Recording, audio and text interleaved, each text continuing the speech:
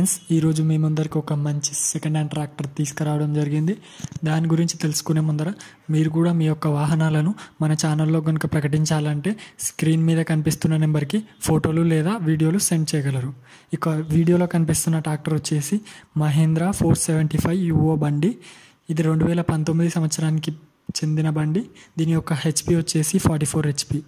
Engine, tyres, gear box మంచి కండిషన్లో ఉన్నాయని ఓనర్ మనకు తెలిపారు.